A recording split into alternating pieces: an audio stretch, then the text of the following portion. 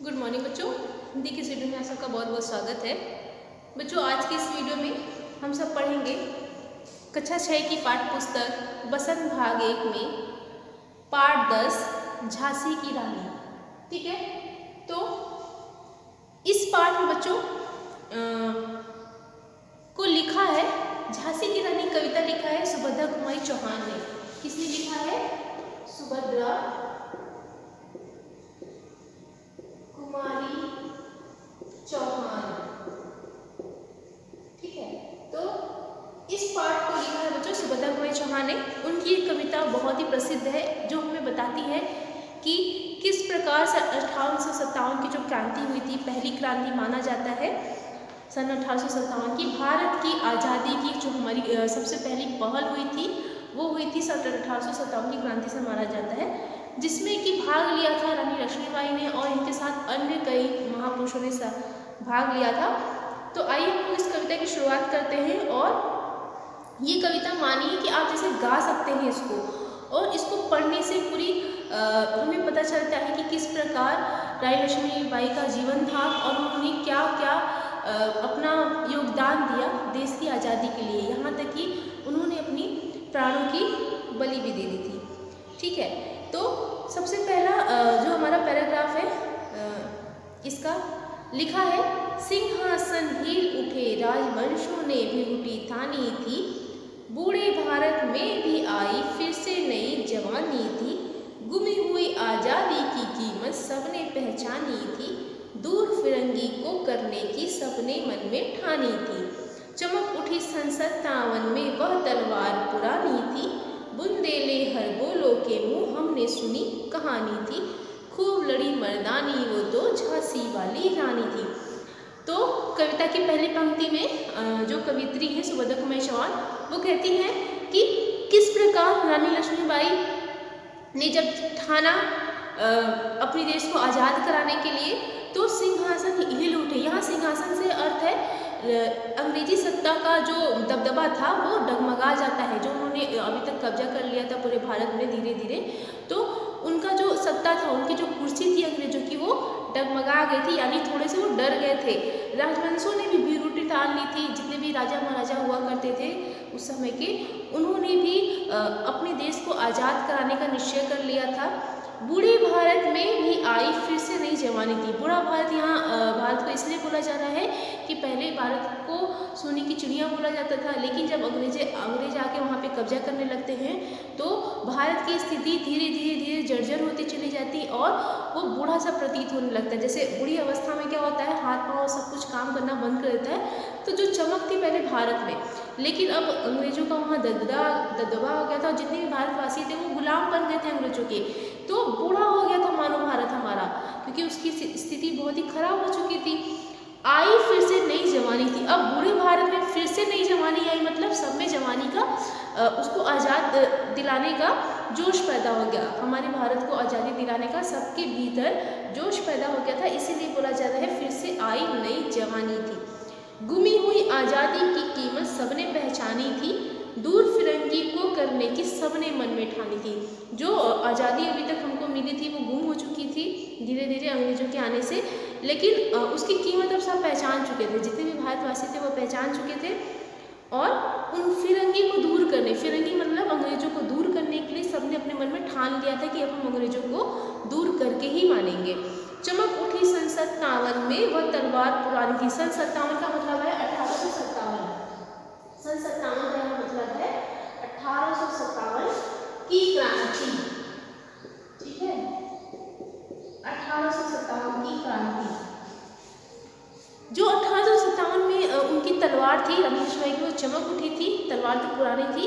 और जो ये कहानी हमें सुनने को मिलता है रानी लक्ष्मीबाई के विषय में, वो हमें हर बोलों के माध्यम से सुनने को मिलता है। इसलिए कविता की हर पैरा के नीचे 4 लाइन में लिखा हुआ है, बुंदेले हर बोलों के मुँह हमने सुनी कहानी थी, खूब लड़ी मर्दानी वो तो झांसी वाली रानी थी। हर बोलो बोलते हैं, जो डफली बजा के जो गाना गाते हैं, राजस्थान वगैरह में ज़्यादा ये देखने को मिलते हैं, तो उन्हीं के माध्यम से हमें रानी लक्ष्मीबाई की कहानी सुनने को मिलती है, उनके मुंह के द्वारा जब वो गाना गाते हैं तो उनके माध्यम से सुनने को मिलता है।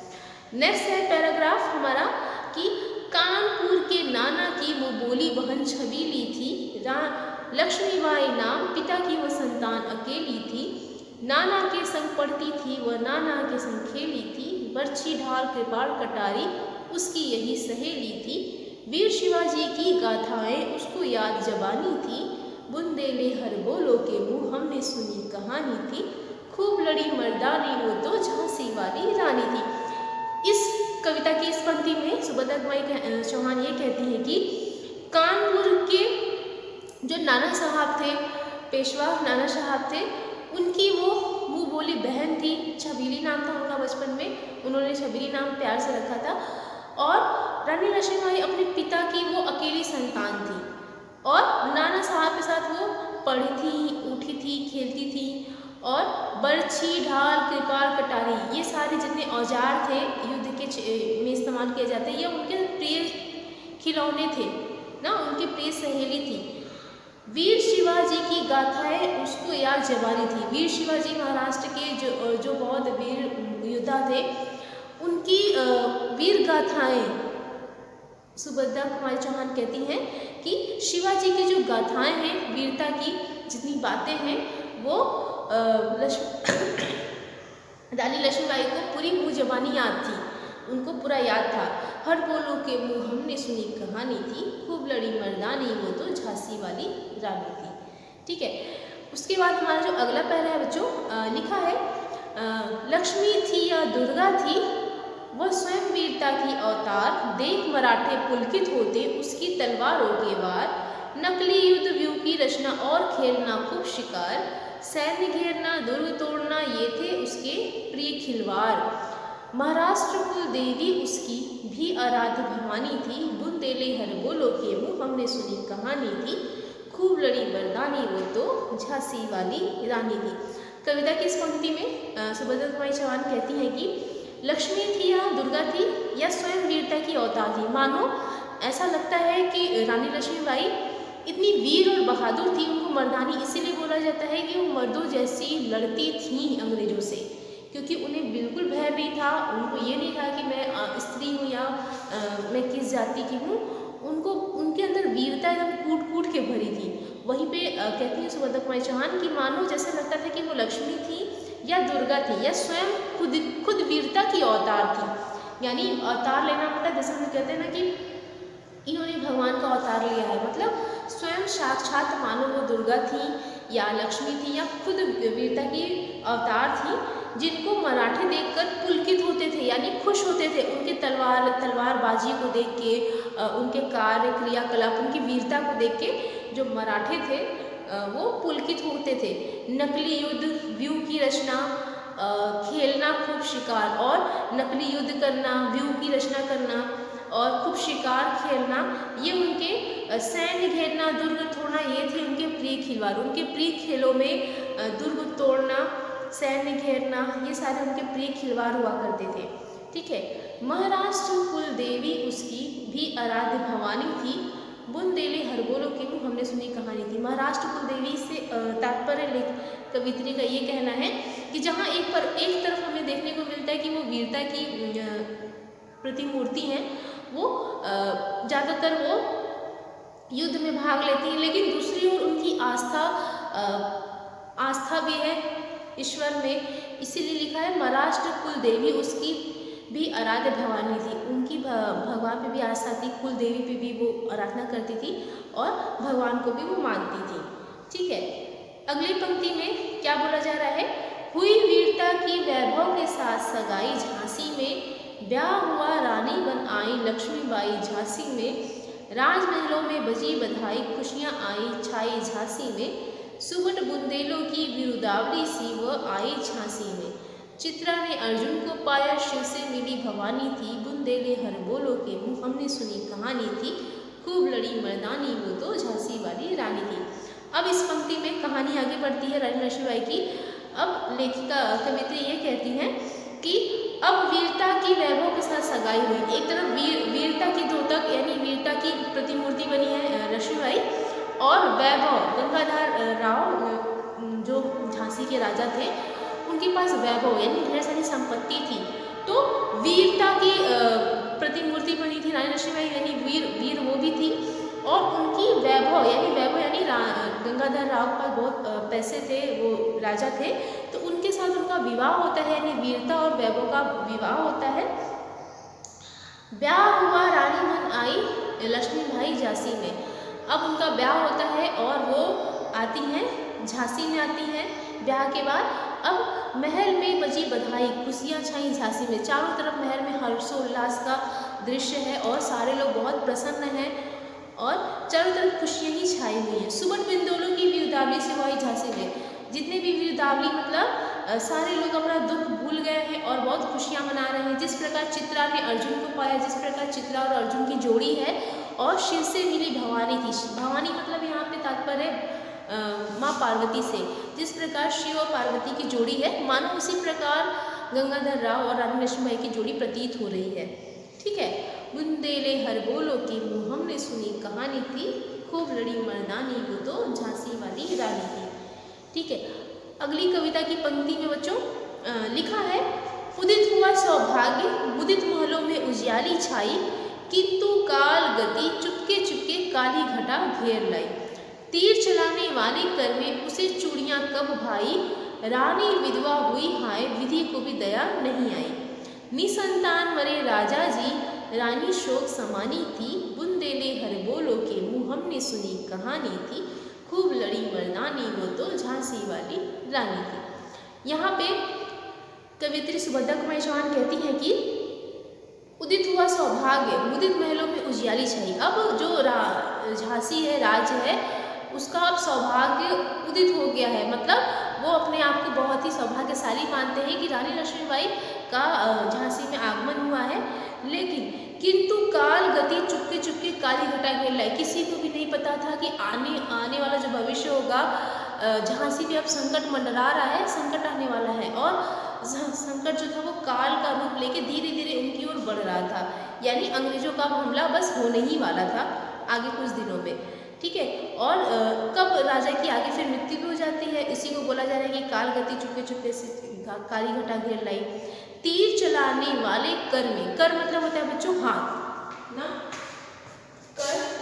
कर मतलब होता है हाथ। तो वहीं पे कवियत्री बोल रही है कि किस प्रकार मानो जो हाथ है, रानी के हाथ हैं, वो तो तीर चलाने वाले हैं, उनकी हाथों में जो चूड़ियाँ हैं वो कब तक भाएंगी, क्योंकि अभी नई उनकी शादी हुई है। तो इसका मतलब है अब गंगाधर राव की यहाँ पे मृत्यु हो जाती है और रानी विधवा हुई हाय विधि को भी दया न, यानी ईश्वर को भी, जिन्होंने इस पूरे विश्व को बनाया है, दुनिया को बनाया है, उनको भी दया नहीं आती है कि अभी तुरंत इनका विवाह हुआ है और राजा मृत्यु को प्राप्त हो जाते हैं और रानी विधवा हो जाती हैं और राजा के तब तक कोई संतान भी नहीं होते हैं। तो निसंतान मरे राजा जी रानी शोक समानी थी। राजा जो होते हैं वो निसंतान मरते हैं और रानी बिल्कुल शोक में डूबी हुई है, रानी लक्ष्मीबाई। ठीक है।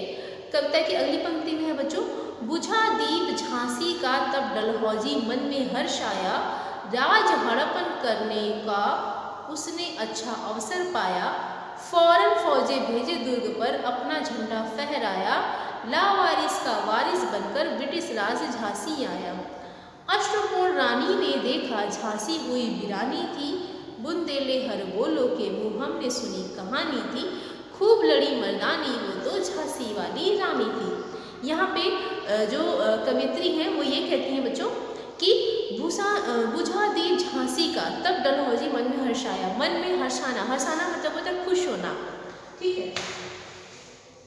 हर्षाना या हर्षाना मतलब होता है खुश होना।